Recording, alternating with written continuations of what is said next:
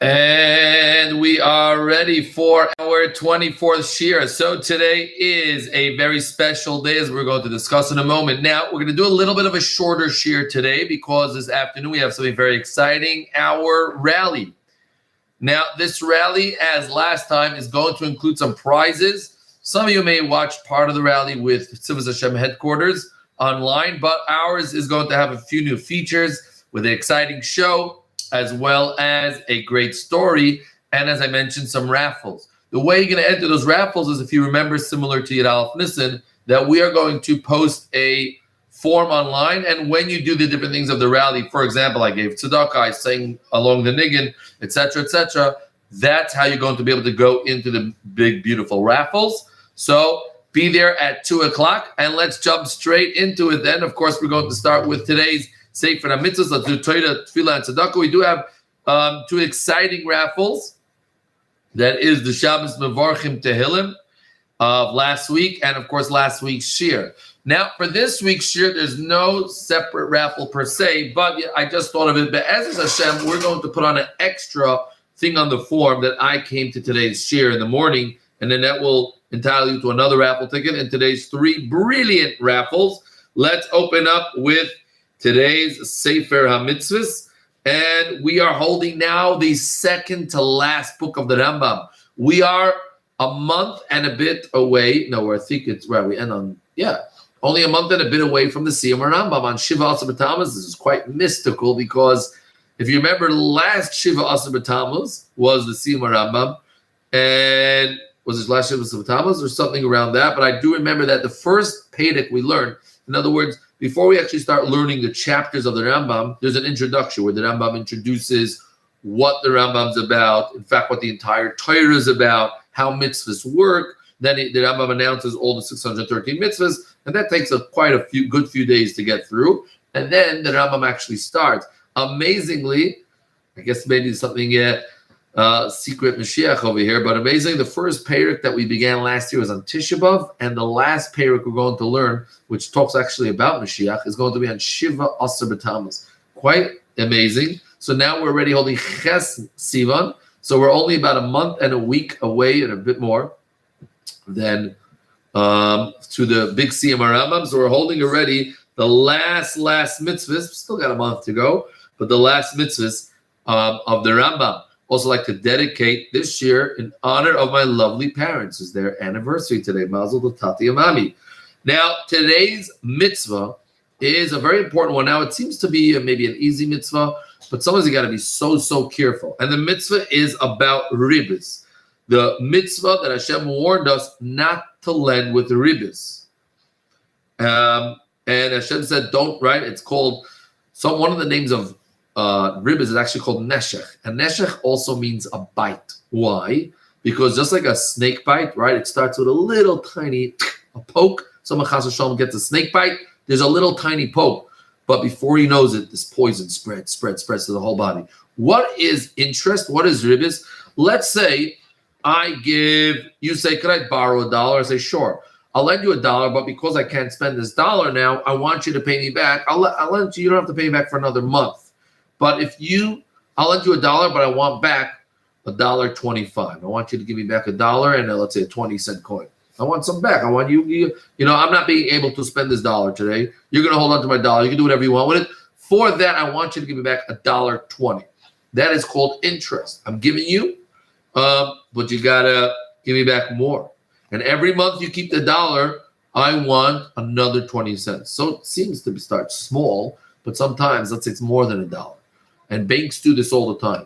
Now, banks do lend in ribbis. You're allowed to borrow on ribbis, not from a yid. It's absolutely usher to borrow from a Jew with ribbis. But let's say you want to borrow money from a bank, and as you get older, you'll find out that to buy a house, not everyone, or should I say most people, don't have actual money to pay for the entire house. So what you do is you pay whatever you can, and then you borrow from the bank.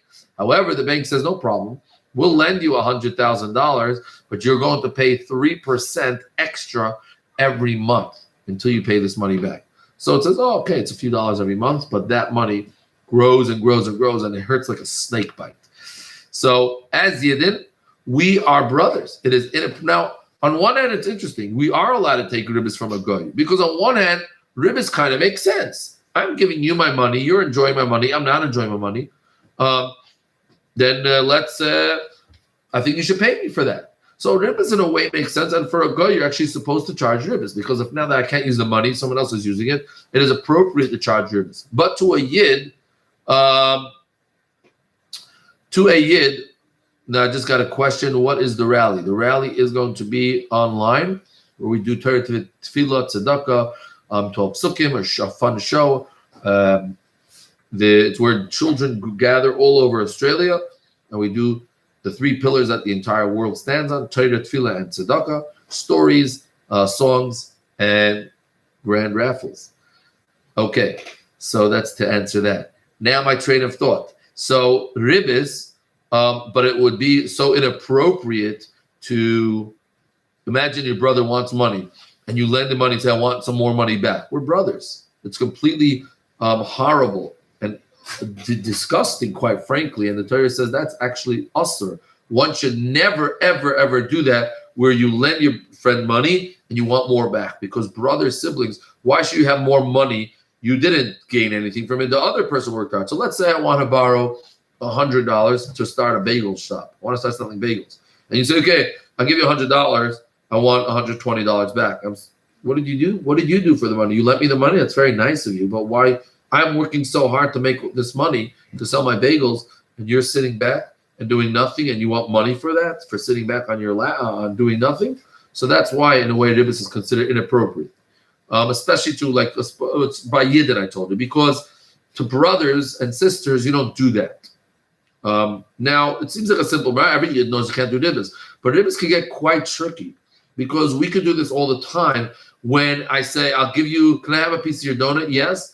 In condition that tomorrow when you have your donut, I want a bigger piece. Okay, that's actually ribis because if I did you a favor and gave you a donut, and tomorrow you say, hey, I want to give you some more donut, but you have to make sure it's not part of the same deal. But if I say, hey, can I get a small piece of donut? Give me a piece of bisley. I want 3 pieces today. I'm starving. Give me a piece of some bisleys. Give me 5 pieces today. I'm going to give you a whole package tomorrow. That's actually ribis because you're really basically lending the bisley and you're asking back. And therefore, yidden, sometimes I'll give someone lend me money. I'll say, okay, you know what? Lend me $96. Here's $100. Keep the change. I just don't worry. I'm happy. I don't mind that you charge. I'm like, you're not charging me ribis. I just want to give you, you lend me $96. I want to give you $100. It's a gift. All good.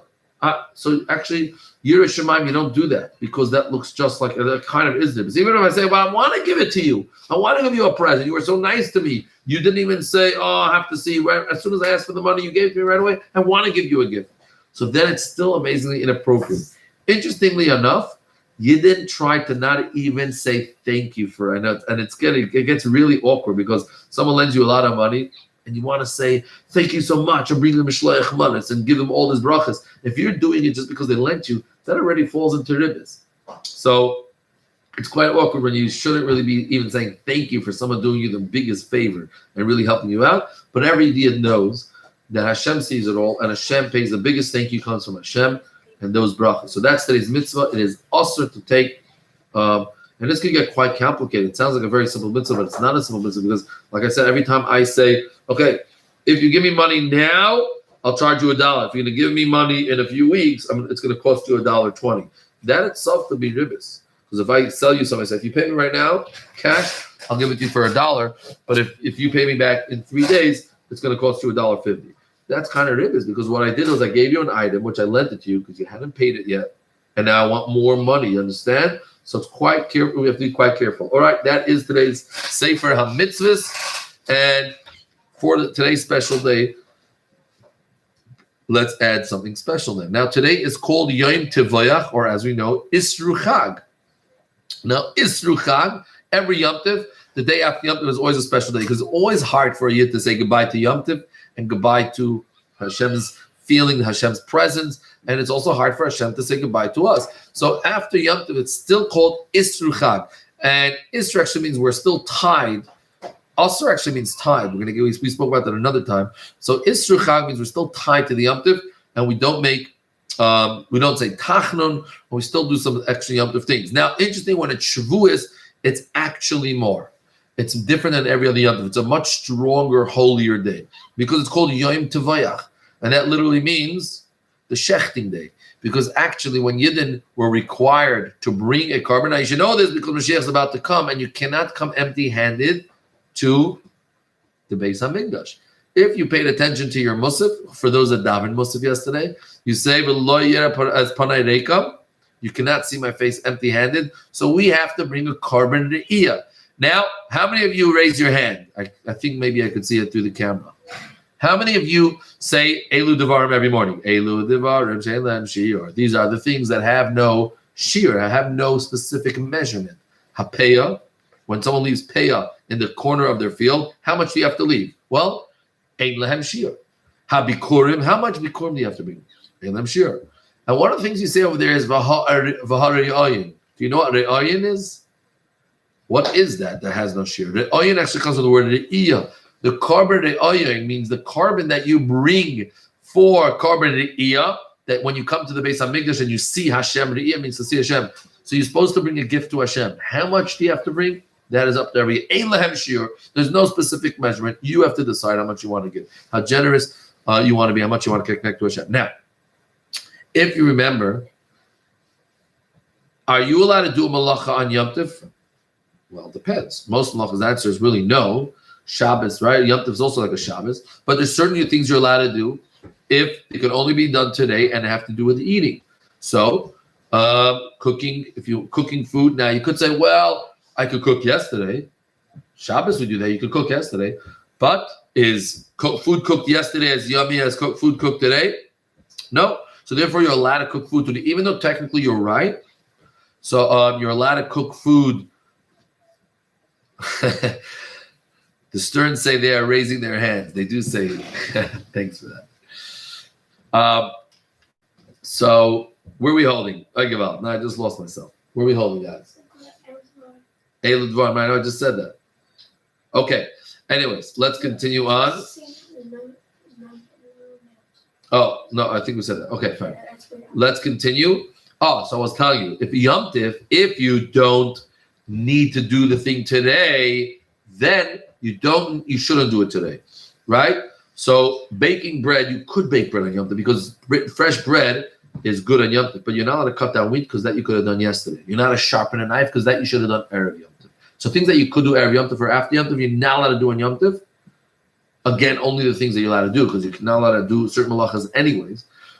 Now, carbon Yom Tov, right? Carbon Chagiga, do you bring on Yom Tov?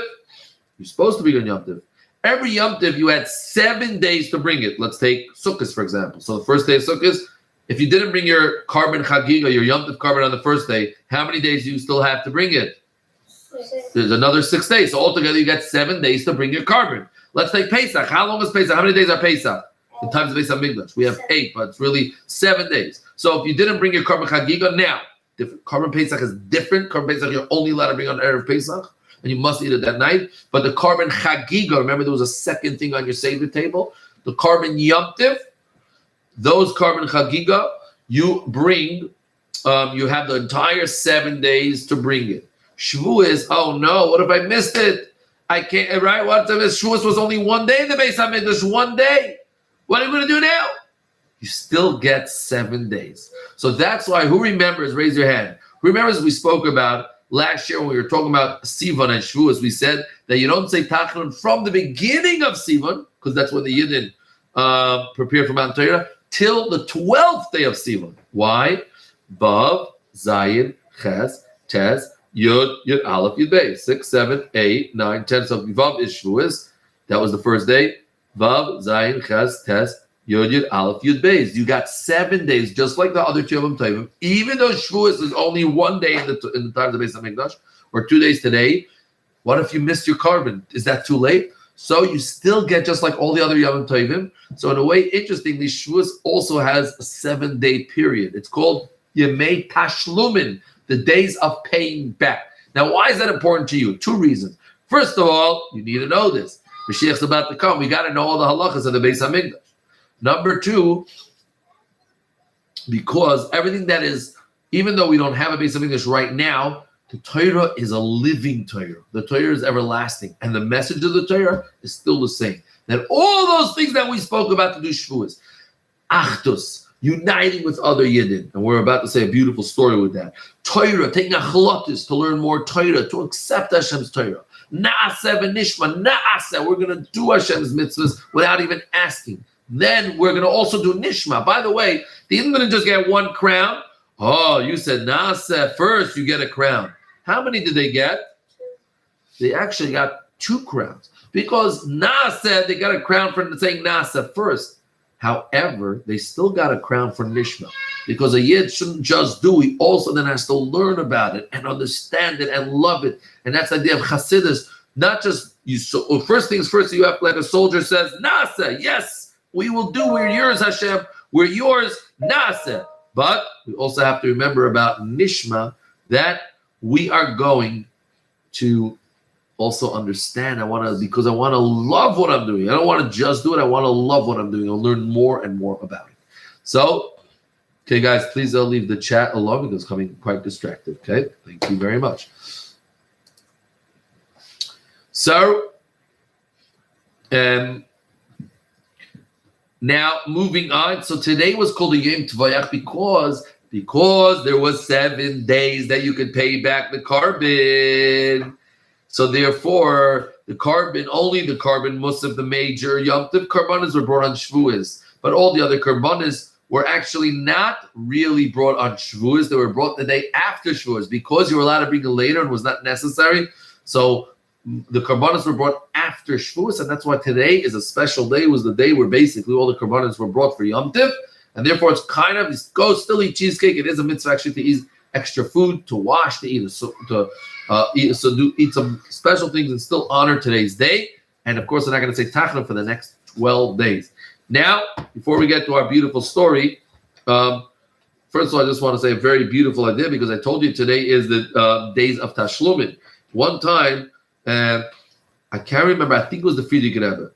If I'm not mistaken, I think this was Rebbe Chanya Merazov, that came into the Frierdiker Rebbe, and he saw the Frierdiker Rebbe was in a different world almost, and he was waiting for the Frierdiker Rebbe to get the Frierdiker Rebbe's attention. He walked in, he wanted to tell the Frierdiker Rebbe something. He walked into the Frierdiker Rebbe's office, and the Frierdiker Rebbe was still like totally like in a different world. Just Chas Hashem, just what we call in English spaced out, but Chas Hashem to say that on a Rebbe, but completely unaware of what was going on around him. Until maybe he might try to make some noise or whatever it is that the Frierdiker Rebbe should realize, because he had to tell him something. And then finally the Frierdiker Rebbe realized he's standing there, and he smiled. He said, I still didn't come down. I still didn't get off the mountain yet. Well, which tells us a few things. Obviously, secretly, that to me it sounds like, because of course the Rebbeim are like the Moshe Rebbeinu, that when the Shavuos comes, they up on the mountain. But of course, just for all of us, that message is there that Shavuos is about climbing our scene, about being with Hashem, and to go away from that should take some time. Now, like I mentioned, it's days of Tashlumin, so even though we don't have karbanis to pay back, but the messages of Shavuos, that we still have time to really bring into our lives. Like I said, the Isha Chad, the Leva Chad, and majorly the theme of Shavuos of Torah, and specifically 3 types of Torah, which because of 3 tzaddikim that were connected to Shavuos, miyad, right? Everyone always say takef or miyad mamish. What's miyad? Speedily. Moshe, because Moshe Rabbeinu gave us the Torah that day. That's real achlata to think about learning Chumash, especially Chitas, the weekly Chumash. What's Yud? Yisrael. Well, let's go the chronological order. So David HaMelech, Tehillim, and of course taking achlatas for do the daily Tehillim, and Yisrael, Miyad. And that's Yisrael, the Baal Shem Tov, was Yertzah. It's also on Shavuos, and of course the Tanya based all on the Torah of Baal Shem Tov. Okay, so before we get to our story, I just like to tell you another story that I learned with my kinderlach, and it was really geschmack. And let's actually learn some Gemara. We're going to learn Gemara. I'm not going to tell you the Aramaic word. We're just going to go straight into a piece of Gemara, which actually describes Matan Torah. And it says, Rab Simai said that, of course, the famous thing that when the Yidden said, Na'aseh v'nishma, 600,000 malachim came to put crowns on their head. I'll tell you something a little bit sad. I'll just say because the Gemara does say that. And here is a very, very, find out, see if you know the answer. But when the Yidden did the Cheta Egel, Rahman al-Islam, when they did the Egel Azav, so 1.2 million bad malachim came to take away our crowns. So when it came to give the crowns, every good malach was able to hold 2 crowns and give it to each Yid. But when it came to taking away the crowns, each bad malach only was able to take away 1 crown. So that's why it says 1.2 million malachim came to take away the crowns. But when Mashiach comes, we're going to get those crowns back. Now, there was a Rasha, a Tzadiki, that saw a Rava, and he was learning Torah, and he was so involved, he didn't even realize he was bleeding, and he didn't realize, he said, the Tzadiki said, you know what? You guys are such a crazy nation. You guys are so impulsive. Hashem asks you, you're not intelligent. You say that you're the intelligent nation. You are impulsive. Hashem asks you want to get the Torah, and the first thing you say, Nasa Ishma. Oh, yeah, sure, we'll take it. Now, then we'll figure out what it says. Well, what is that supposed to be? That's not intelligent. What if he would ask you crazy things? First, you have to say, Nishma. Let me hear what you have to say. If we could do it, if we think we could do it, then yes, we'll accept it. You got to be a little bit intelligent. Make a simple math, right? Just say, sure, Hashem, we love to take it. Let's just see what it says. Tell me what it says, so I know that I can accept it. So Rava laughed him off and he said, you don't understand. We know that Hashem loves us so much, and we love Hashem so much.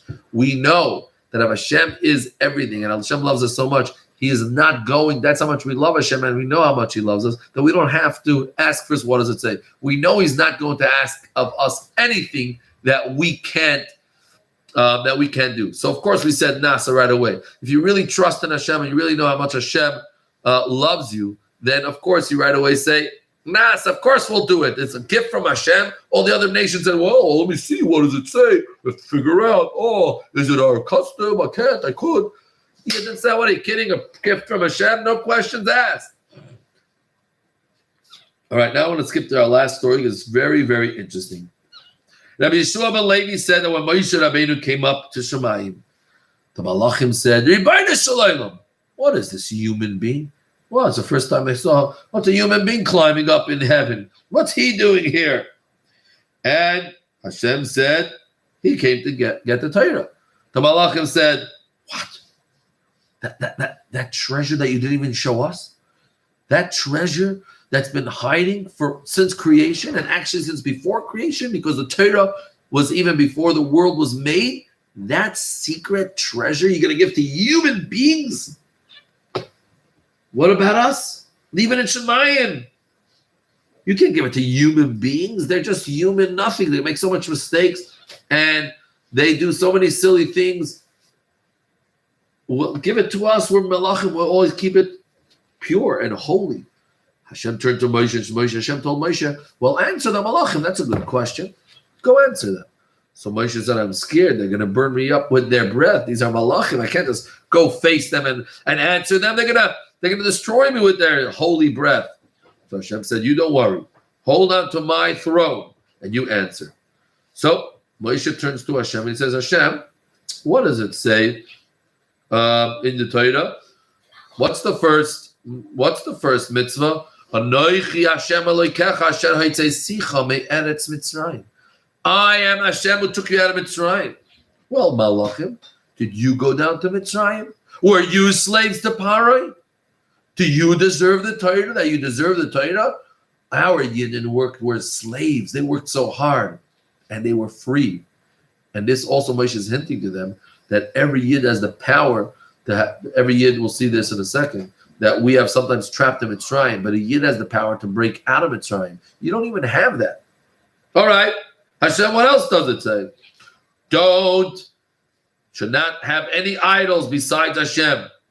Well, Mr. Malachim, do you live in other countries with other goyim, with all of it around you, that you need such a mitzvah?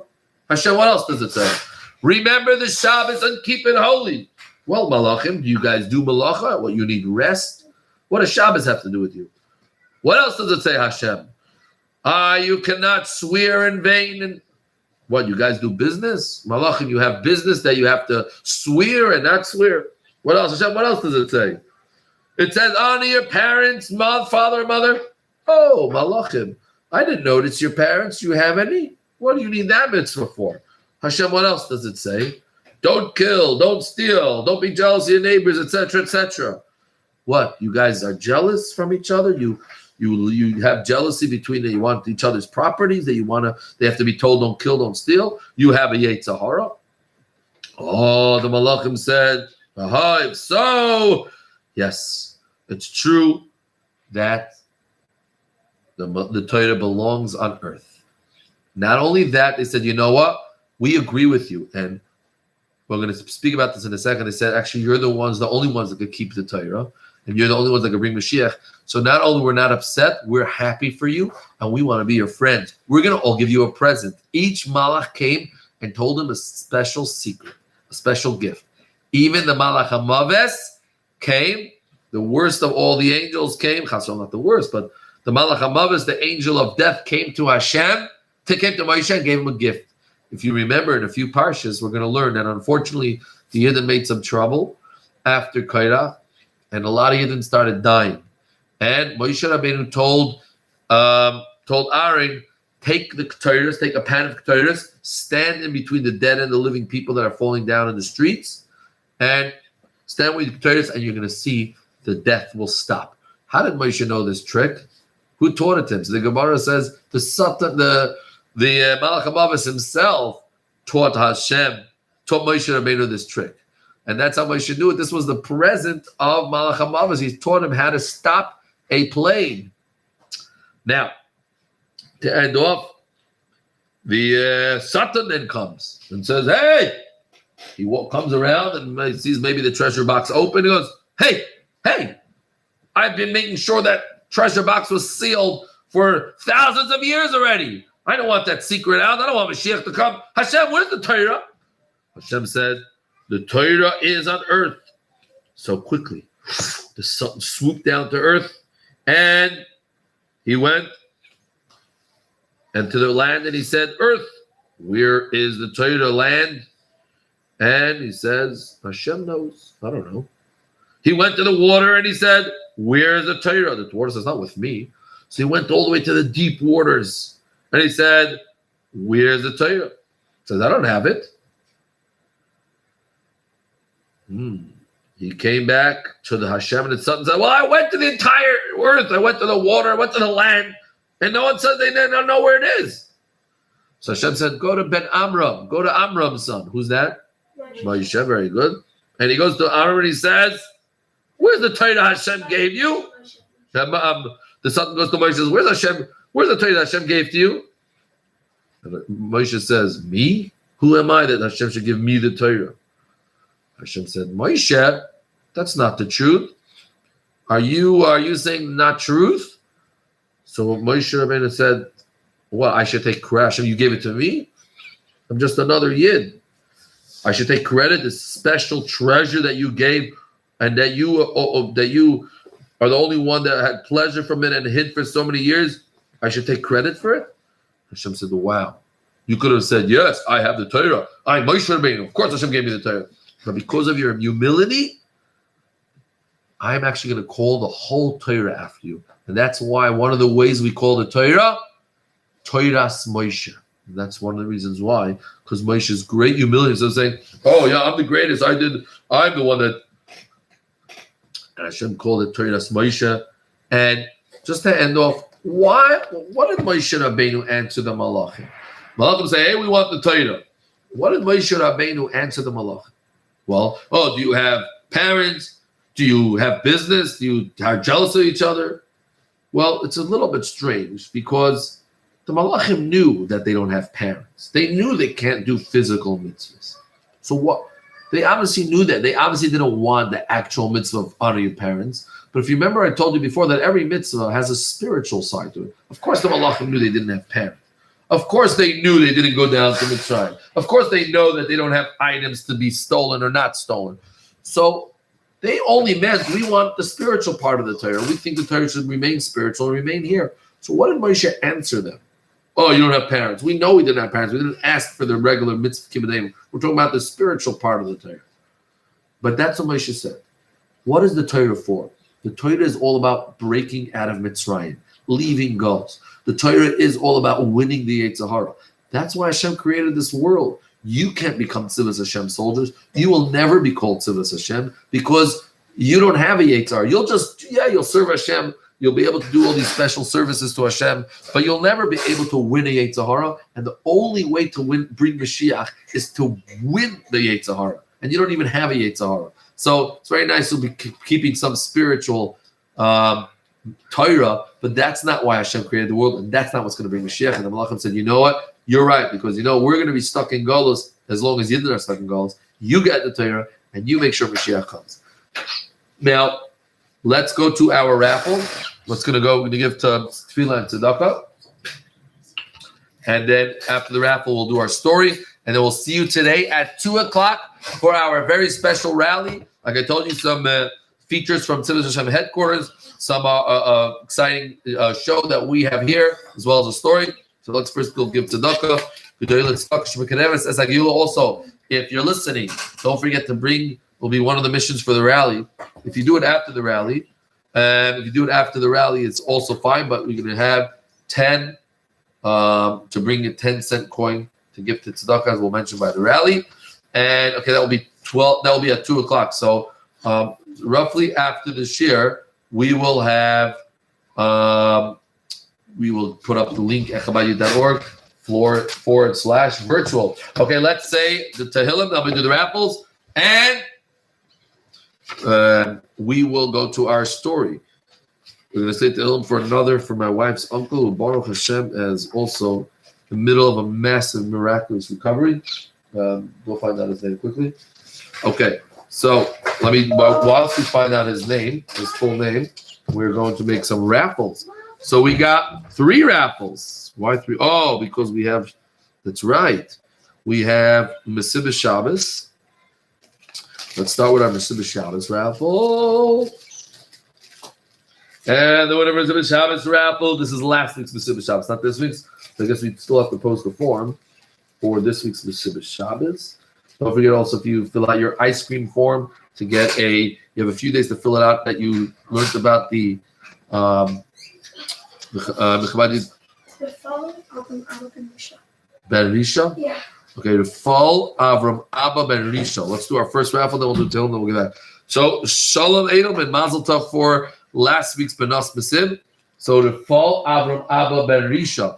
Lam Natseyah Mizmar LeDavid Yanchadinai B'Yayim Tzara Yitzagemcha Shem Elohe Yaakov Yishlach Ezdecha Mikodesh U'Mitziyah Yisadecha Yizkarcha Mincha Yisecha V'Oilas Chidashnes Elo Yitin Lecha Chilva V'Echa B'Chol Atzoscha Yemalei Yinaru B'Shosach V'Shem Eloheinu Nidgail Yemalei Adinai Kol B'Shol Yisecha At Yadai, Yishadil V'Sikai, Yaneyu Mishmei Kotrai, Bigivudai Zeisha Yaminai, Elevaret, Kavaviela Asusim, Banat Shimadil Einu Naskir, Heimakon, Vinafalu, Banat coming by the Saida, Adinoya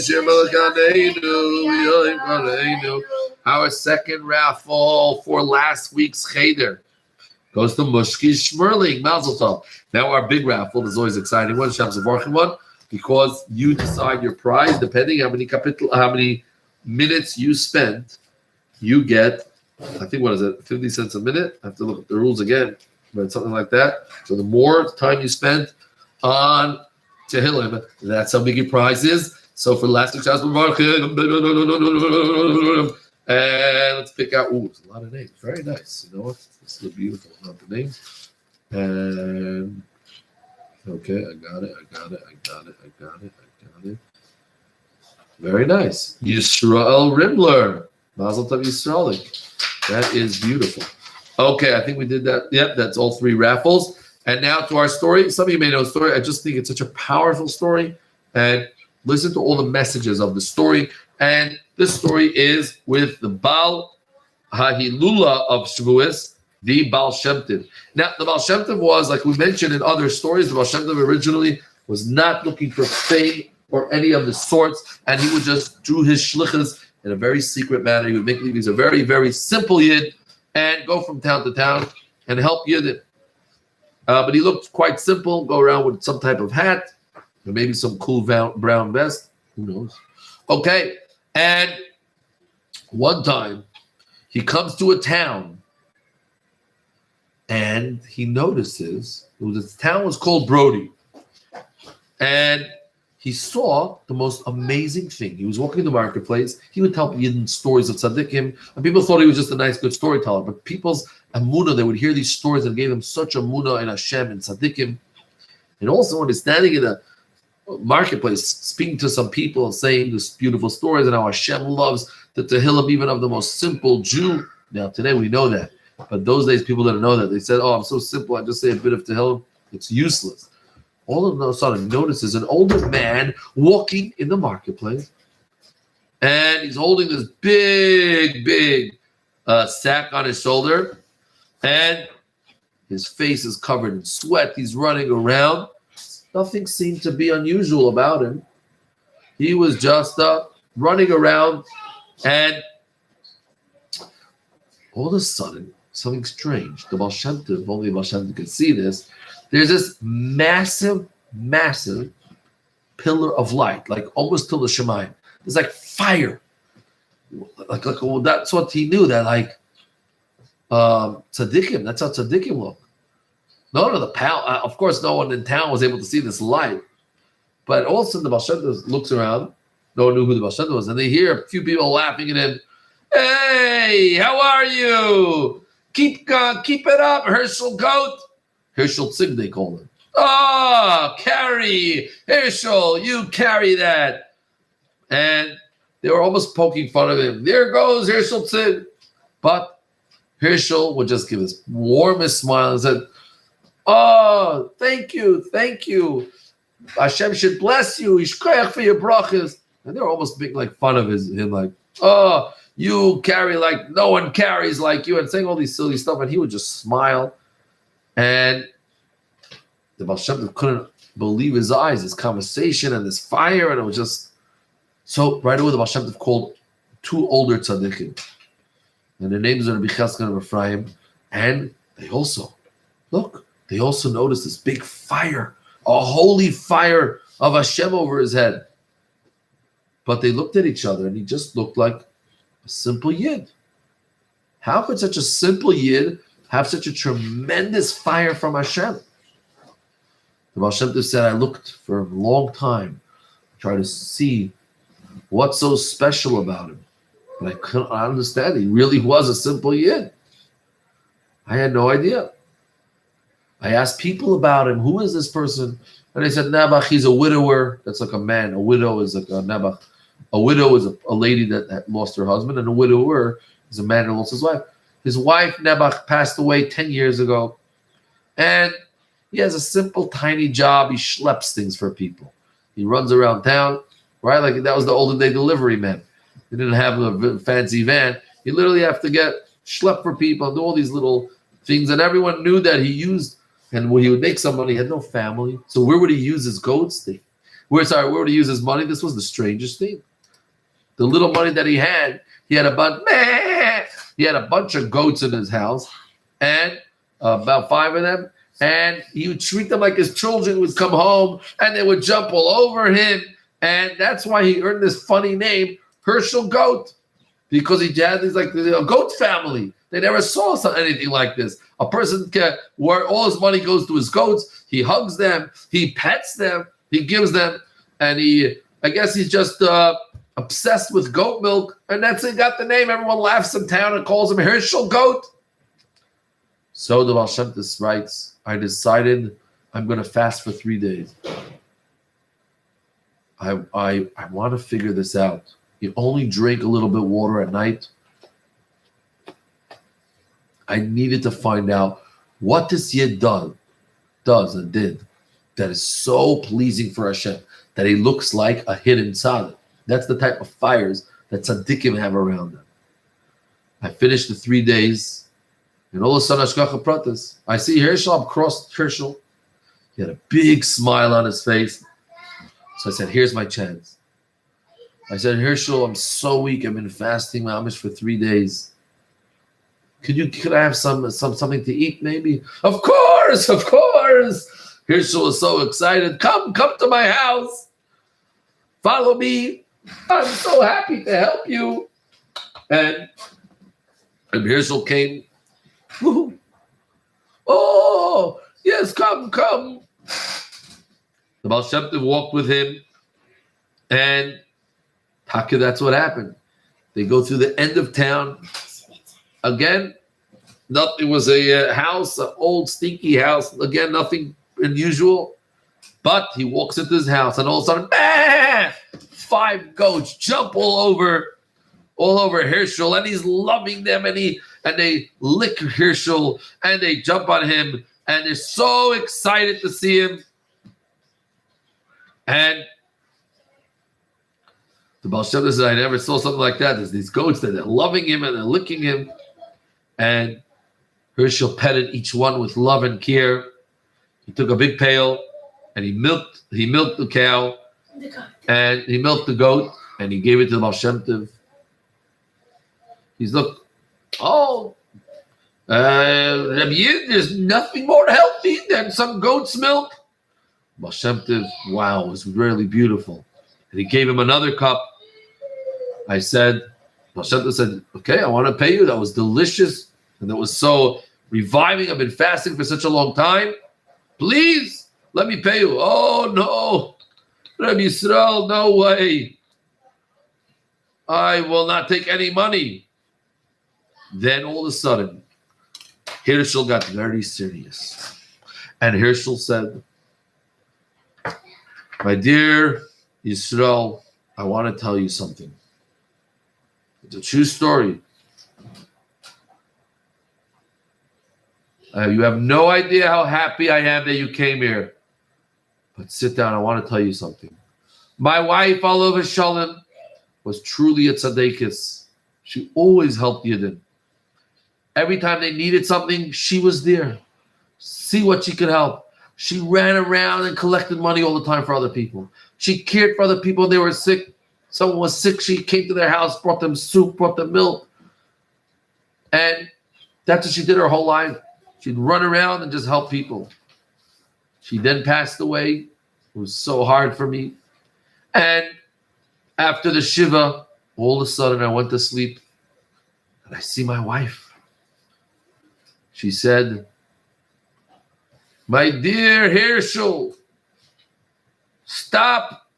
You know, after I passed away, instead of going through the painful and frightening purifications and all these different Gehennims that a neshama might have to go through, or even every neshama has to go through some pain to be able to reach Shemayim, by me, I was received so warmly by all the other neshamas that I helped.